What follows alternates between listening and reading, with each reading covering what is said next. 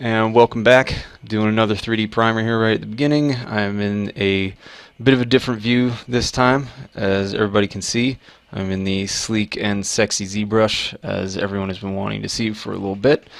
I would highly recommend working in Zbrush with a tablet or a Cintiq of some kind if you got it. If you don't, I'm going to go over the mouse commands. I'm going to go ahead and use my mouse for this instead of my pen, because I don't want to convert the taps to button clicks and everything in my head. So, first time ever opening ZBrush. No, you did not miss this stream. You have made it just in time. So, going over ZBrush today. And as you can see, it looks pretty different from Maya. Don't be discouraged if you've never been in this stuff before. We'll try and walk through it. I'm just going to go through the very, very basics here. I'm not going to do anything super crazy. So don't worry about all this crazy UI all over the place. We're going to stick into a couple safe little areas, and that'll kind of hopefully get you introduced to it enough that you can feel a little confident into it. So, first thing I'm going to go over is the idea of tools.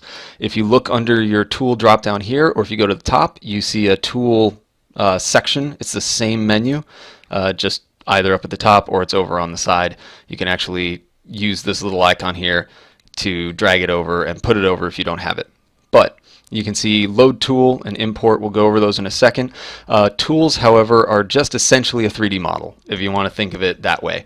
So if you click this little S guy looking thing here, if you don't have this, it should just be a big box. If you hover over it, it'll say tool.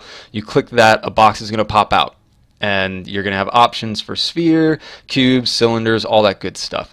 Don't worry about these other ones. We're just going to make a cube for right now. So you click that, and all you do is left click and drag, and that's going to create a cube. You can see I'm rotating it. If you hold shift, it snaps it to an axis that you're on, so that way you don't accidentally do any weird rotations or something like that if that's something you're needing. So I'll just go ahead and let up, and now I have this guy. So first thing that's going to happen is you might click off of it, and uh-oh, you've got another cube here, and you're not actually editing anything. What the hell's going on? Well, if you hit Control N, they'll disappear. What you need to do is you're creating a 3D object, but you have to go up to the upper left where it says Edit. So you're going to click that, and when you click Edit, it's going to go into a different mode here, and you're going to see your little brush circle show up. And if you right-click anywhere, that's going to let you rotate. You're going to be able to rotate around your object. And then the next movement, it's going to be Alt and right-click. It's going to let you pan. And Control and right click is going to let you zoom. Now I have these functions tied to my pen, mostly on the button, so that way when I'm clicking around I can easily just press the button on my pen and zoom in and out and pan and all that sort of good stuff. So that's one way to create 3D objects. You can either do that. We'll do it again. You click on Tool, choose a 3D object you want, go to Sphere, we'll do the same thing, make the sphere, Edit, and I can rotate around it. Doesn't look like it right now, but if I make a, we'll go over that too in a second. So now I can sculpt this guy. You can see, cool. All right. Now, let's say you've brought in something from Maya. You've made an object and you want to bring it in and work on it. So you're actually going to go to the same tool section and you go to Import. When you choose Import, you're going to choose OBJ. You can bring in Maya files or mesh ASCII files and crap, but OBJ is what everybody does. So I've got my OBJ that I made here, which is this super sweet U-shaped thing. You see, once I imported it, it created an icon in my tool section. So that's actually in here with everything else. You can see it's right here. It's grayed out because I have it selected. That happens a lot, by the way. Don't worry, things disappear when you accidentally go outside the window. So I have my thingy there. So let's do that again. If I select it, I can drag it out. It works just like the other object did. So now I'm done. I click Edit, and I can rotate around it and see it. Now, when I'm bringing that in, just to bring this up real quick, I'm not actually scaling this up and down. This thing is set to the scale that I originally made in Maya. I'm just essentially, if you want to think about it, I'm zooming in and out basically. So I'm at this level. So the two things that you can do to start, you can either start from scratch using one of the shapes built into ZBrush, or you can bring your own mesh in. There's a couple other ways, but it's outside of the scope of this for now. We won't worry about it. So what's going to happen after you make those? We'll go ahead and go back to, let's go back to a sphere, because the principle is the same for all of them. So I make a sphere, and let me go back to this guy. There we go. So I make my sphere, I go to edit, rotate around it, I want to sculpt on it. Well, I get this error. To enable sculpting, please convert this 3D primitive to a polymesh 3D, blah, blah, blah, blah. It's exactly what it says. You have to click this Make Polymesh 3D button that's up here. There we go. Sorry, I was getting some audio, something weird there. Anyway, so you bring this guy in, you've got to click Make Polymesh 3D. What that does, it converts it into something that you can sculpt on. So if I click that, you see my menus change here a little bit, and now I can sculpt on this guy. And if I drop down, this is an important thing to remember, because there's actually, you can actually have multiple objects in one file. So next is subtools, this idea. And this is about as deep as we're going to go with this concept, so don't worry. So if I drop down subtools, I've got all these things under tools here. So remember, this model is called a tool. So subtool is exactly what it sounds like. You have the original tool that you made, and I can actually insert another tool. So I could insert the thingy that I made, and you can see it places it at the same scale in the file. And it's a second thing here in my subtool, and I can go between them. I can hide one and only work on one or the other. So just something to keep in mind, that you're putting this tool out, and then you have the ability to add more. It's called subtools. So let's go ahead and get rid of this dude. Get out of edit mode, and I'm going to make another sphere, pull it out. We'll go right back to where we started. Make polymesh 3D. Okay, so next thing you're going to want to do is you're going to sculpt this thing. So just go through right from the beginning again, just to walk it back. You're going to go under Tool. You're going to go to your Tools box here, essentially this icon. You're going to click, you're going to choose Sphere or Box or whatever you want. Drag it out, and then click Make Polymesh 3D up here. So that way you're going to be able to sculpt on it. So let me go ahead and hide this banner down at the bottom real quick. I think it's that. Yeah, there we go. Because this is the other important part here, now that we're at the point of brushes. So I actually want to sculpt on this guy. I've got my model in, I've got my sphere in, whatever it is that I want to do. And now you can either press B and bring up your brushes, or you're going to be able to click out from the brush icon in the upper left. I added these icons down at the bottom. This is for quick access for myself. I actually don't even remember if Basic ZBrush has those down at the bottom or not. It might. I have a bunch of custom things set up in here that I'm ignoring basically right now. So you go to your brush, and you have all these different types here. You really don't need to worry too much about this upper area yet. All we're really going to worry about is the standard brush. So if you press a letter, it'll actually whittle it down to what you're thinking. So everything that starts with an S basically. So I know I press B to go to my brushes. I want the smooth brush or the standard brush, so I press S, and now I have standard right there. I already have it selected, but you can select that. And now when you're in edit mode, you're here, you can left click and you can actually sculpt on the sphere. And I can rotate around that, and I can add more. So I'm sculpting. This is great. I want to do the opposite. I want to push into this thing. All you have to do is hit Alt, and that'll let you push down. And that works for every brush that has the option. You press Alt, you get the opposite of what it is. So there's regular sculpt, Alt, press down.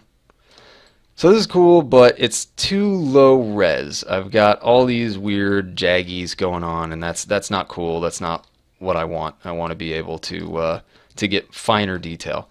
So what you want to do then, in the Tools section, you want to go to Geometry. You click that and drop it down. And you'll see in here, you have this option Divide. So there's SMT, which is the smooth modifier. So if you have that on and you divide, it's going to apply a smooth every time you divide and get higher and higher resolution.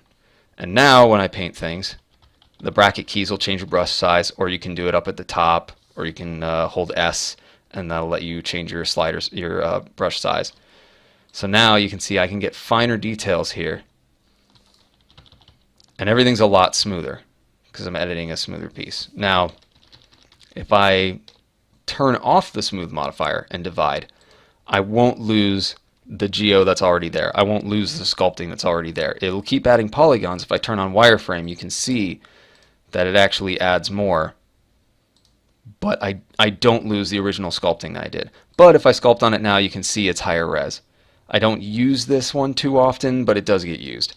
Normally I smooth with the smooth modifier on. So I'll divide a bit and then I can start sculpting. So that's just the standard brush. If you go into your brushes again, you have a whole other set of crazy things. The other one that I commonly use is clay tubes. And that does kind of the same thing, but it has a square bit and it doesn't go up as high.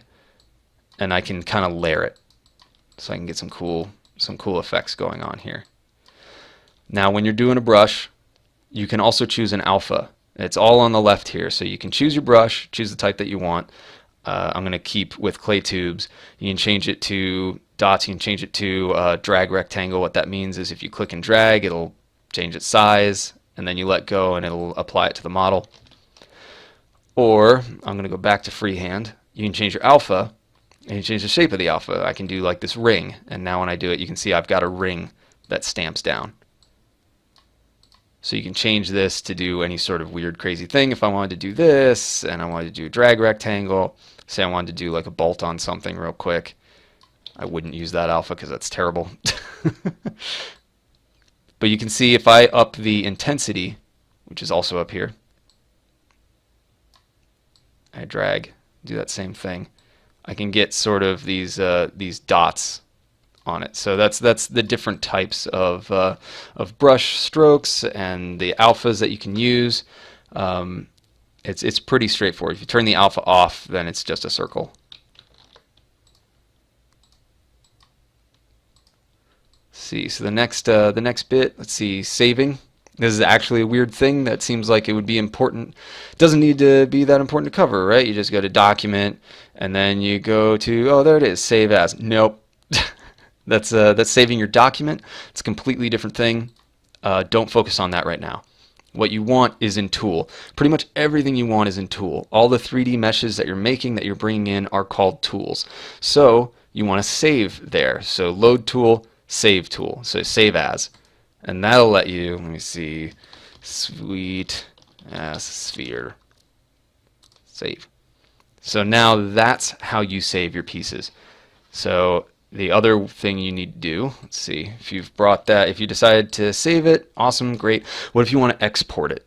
I've done all this sculpting, I've got my high poly model, maybe I want to bake to a low poly model, something like that. Again, out of the scope of this, we'll cover that later, but exporting is something you may want to do. All you got to do, same box, tool, export. And you can export as a Maya file, a few other things. Again, OBJ is pretty much the standard, and so you can export as an OBJ from there, and then you can load it into other programs. Let's see.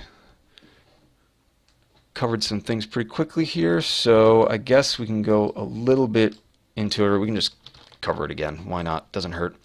So again, you just open ZBrush. You have your tools drop down here. I want to make something from scratch. I want to, here, actually we'll go this route. I want to import the piece that I made from Maya. So I bring that in. Cool. I've got my piece here. Now, the way I modeled it, I'll bring up the wireframe. There we go. So you can actually see I've made a couple cuts in it here and there, but overall it's pretty low poly still. But the reason these extra cuts are here is to hold the edges. We'll go over that in Maya some other time. But you can take the same approach here now. I've brought the model in. I can do a divide. And you can see it's added divisions here, and it's gotten a little smoother. Not anything great. You can see it's still very low poly. But I can keep doing that. You can see it's pretty dense now. So now I can sculpt on top of it. So if I've made like a machine part or something like that that I've brought in, and I want to start making scratches on it, maybe I want to kind of make these edges feel a little chipped, a little worn, whatever, I can start sculpting on the piece that I modeled in Maya and brought into here. So now you do any sort of like, if I want to look like I've welded the edge, ignore how crappy it is, but just get the idea. So I'm sculpting on the model that I brought in, and I go, that's really cool, I did exactly what I want. And then you just do the exact same thing again. You export as an OBJ, I'll do metal piece, save. And so now this high-res version, all these polys and everything, are saved as an OBJ, and you can use it to bake out from a high poly mesh to a low poly mesh. It's still doing it right now because it's a larger piece. Probably because I'm streaming, it's also going to be a little slower. But that's really the basics of it. It seems daunting because there's all this crazy stuff, and believe me, ZBrush is very in depth, and it has a overall pretty high learning curve. And I'm trying to skirt that a bit by only introducing some of the very basic, easy to understand and grasp parts. There's a million other things you can do. There's all sorts of crazy tools and fun things. But for now, all you're doing is when you load it up, you're going to go to your tools icon here, choose sphere, load that up, edit, and then make polymesh 3D up here. We'll divide it a bunch of times so we got some nice stuff going on here. And then start messing around with brushes. Just have fun in this area, you know. Don't think too much about what you're making or any of the other tools laying around here. There's all these drop downs that get pretty crazy. There's additional menus for textures and stuff like that. Don't worry about that. Stay in tool, live in there for a bit, have fun with it, and mess around with brushes. You know, things like the move tool. You can select and move around pieces of your mesh. Do some neat stuff, and just try sculpting something out of nothing. You know, that's really what this is all about anyway. All you're doing is refining the tools that you're using and getting better and better at it, and the ways you go about it. And you can see there's all these other tools that I have down here. There's all these tools in this basic spot. There's a bunch of things that I've brought in myself that have certain brush types that I like, that get the job done faster than if I tried to do it any other way. But it really just is layering on ways of doing things. So try and mess around with this, have fun with this, don't worry about it too much. You can also, let me make sure, there you go. So if you're looking for draw size, Z intensity, stuff like that, they do live up here. Z intensity is obviously the intensity that you're sculpting at, so if you crank it all the way up, and you're doing this, if I crank this, let's see, this is a regular stroke. If I crank this all the way up, it'll be a lot crazier. So if you want to access this stuff without going up there, you can hold spacebar, and all those things come up here as well. There's a bunch of hidden stuff like this. Again, you know, don't worry about it too much. There's plenty of other tutorials and other bits of information out there that will go a little deeper if you get a handle on this and really like it. And I'll be going over this stuff more as we do more and more 3D primers related to ZBrush. I don't know if I'm going to do one right after this one, but we'll definitely touch on it again. I may do something where we make something in Maya and bring it in all the way through. But those are the basics. That's enough to bring something in or start something new, save it, and export it. It can get you, that's the whole flow overall. That's all it is. That's the flow. Everything else is just craziness on top. So have fun with that. I hope this was really helpful. Ask any questions if you got them. If you're watching this on YouTube after the fact, feel free. You can leave comments and ask, and I'll get back to it. I try to be pretty vigilant with that. Again, if you check out the bottom there, stream every Monday, Wednesday, Friday. I do 3D primers pretty much beginning of every stream. Sometimes I'll do them a little later so that I can make sure I do something a little bit smoother, go a little more in depth, and make sure I cover things that are important. But again, thank you very much for watching, and I will see you next time.